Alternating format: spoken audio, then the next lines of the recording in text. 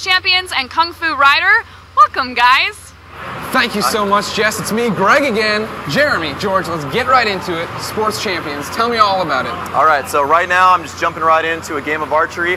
I'm showing the 2-controller optional control scheme. So I'm gonna, with my right hand, grab an arrow by holding down the T, bring that arrow to the front of the bow, pull back on the string, aim, and release, there we go, hit the target.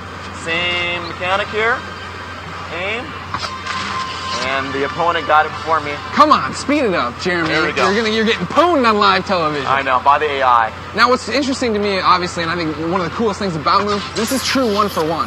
Yes. Like you're reaching in to quiver, pulling it out, and doing this.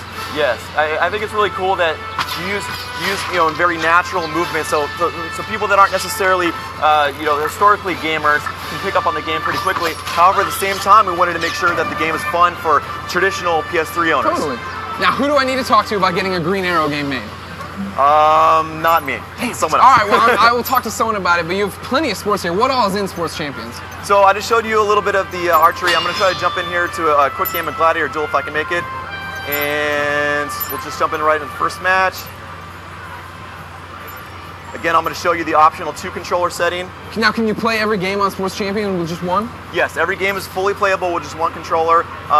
My personal preference is when a game does support 2 controllers, to play with 2 controllers, because it just feels more interactive and more immersive. But yes, all the games are fully playable with 1 controller. In a game like archery, how would it work with one? So it's a similar concept, but instead of pulling, I'm going to do my quick game calibration here. Yeah. But instead of, whoops, try it one more time. And one more time. Don't worry, everyone at home won't have lights like these. Yes. In a live convention center ready to score. There we go, them. all right. Now we're in the game. So now in Gladiator Duel, you'll see that I'm using it with a 2-controller method. And my left hand is my shield, and my right hand is my weapon. So when I swing with my right hand, I'll try not to hit you while I'm doing this. When I swing with my right hand, you'll see the weapon attack here. And I can do low attacks like this. I can do backhand attacks. I can do forehand attacks. I can try to come over at the top. And now I've got my opponent dazed. I do something cool like dribble her on the ground, and I can try to block the shield attack.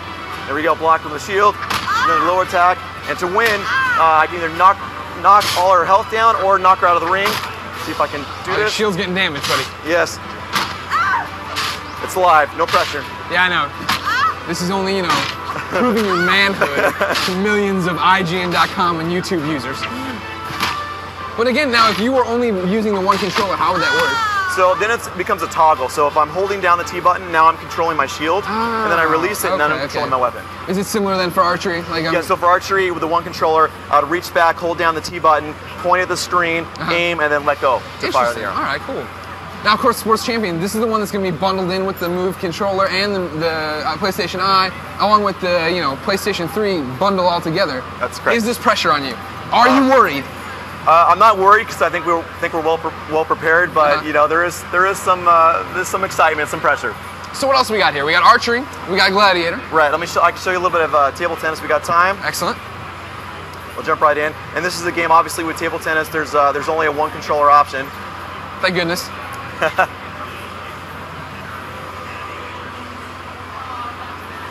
So we jump into the game. One thing to mention with table tennis is, let's see if we can do this calibration this time. First time. No pressure, and works. There you go, fine. perfect. All right. So we'll skip over the training. I think you know how to play. I'm confident you know how to play table tennis on your own game. I hope so. So you'll notice, like when I serve, I can do forehand serves or backhand serves. I'll just do a quick, easy, simple forehand serve first. You can either hit the T button to toss the ball up or flick your wrist. I'll just hit the T button because it's a little easier. And I can hit it. And one thing you'll notice is I don't have to hit any buttons to do spin shots or any kind of shot, near court shot, far court shot. It's all using the data from the motion controller to hit it as I would with a real table tennis paddle. So it all depends on how you're angling it? Exactly. Come over the top like this and you're going to hit a top spin. You do chop shots, you do side spins, any sort of hit. Like there's a nice side spin right there. Top spin, you chop shot. And it's all based on the angle and control. Great. If you want to pass off the controllers, I have a few more Sports Champion questions for you, but I know other games are coming up. Are you confident that you have the most accurate ping pong game on the market? Absolutely, without a doubt. Is that just something, that you think the PlayStation Move gives you that other motion controls can't? Yeah, from my perspective, it's the response and the precision of the controller. The fact that I can step forward and the paddle's going to go forward or step back and get that angle, that depth really helps. The speed at which the data is being passed forward to the game, actually really responsive. It's very nice. It just gives you connects you into the game much better.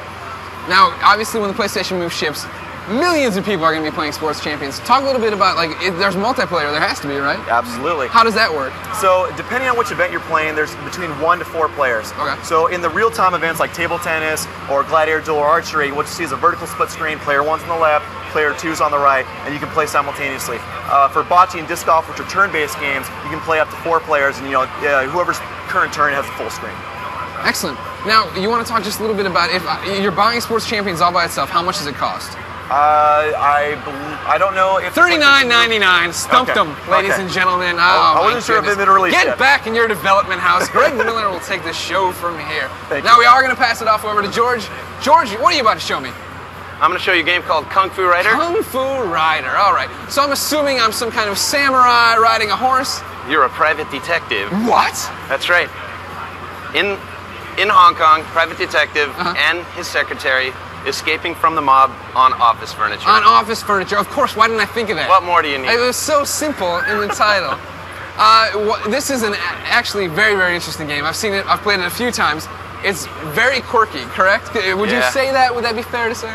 It has a quirk element to it, yeah. Yeah. So the basics here are that, yes, you are rolling down office chairs and furniture. I've seen stools as well. Yeah, there's a Bambi chair, there's a baby crib, there's a stack of books on a dolly. Okay. What has happened? Why are these people on the run? Bad decisions. Bad decisions, oh. Bad business practices. If I had a nickel for every time I've had to escape on an office chair. So I'll show you a little bit of the gameplay. Please do, yeah. So it all uses a move. You steer like this, you jump, you go faster like kicking a skateboard. Okay. This lets you do kung fu moves. The PlayStation Move button. Yep. So what you can see, what I'm doing with my hand, he does on the screen. Very intuitive. You can do all kinds of neat stuff. This is a kung fu attack. This is laying down. You can rail grind like this. You can even do stunts while you're rail grinding. Oh, when you crash, you get a pain moment. You can crash, right? Now, what I like about this is that as you are getting broken down and getting knocked over, your little icon up there is breaking, correct? Yeah. Like that's your health bar kind of your photo. And then what are you collecting as you play? So this money is used to unlock different types of vehicles to ride. There's about 12 different ones in the game. And then the boxes that you see are used to fill up your boost gauge. Whoa! That will leave a mark, let me tell you. So the boost gauge lets you go fast and smash through stuff, and since you're trying to get to the end in a certain amount of time, it helps to go faster. How many tracks or courses or levels are you guys hoping to have? There's going to be 26 courses in the full game. Okay. They're unlockable, so as you go, you have to achieve a certain rank to unlock the next level. They get much more difficult as you go. There's a lot of free-form exploration stuff you can do too. Side passageways and hidden things. So now, is this the definitive office chair riding game? I think, yeah. I've never seen another one, so. Oh, great. Now, now both your titles, obviously, yours is bundled in. Kung Fu Rider, is this a launch game as well? Yeah, it's going to be available day one on the 19th. Awesome. Jeremy and George, thank you so much for coming by, dealing with our light setup and playing some Move. All right, guys? Thanks, Greg. All right, take care. Thanks.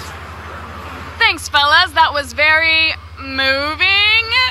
Yeah, I had to say that at least once. But I'm only going to do it once. Anyway, our streak of Sony games is just about to end, but don't get sad. We're ending it with a bang. Infamous 2 is up next, so you definitely won't want to miss that.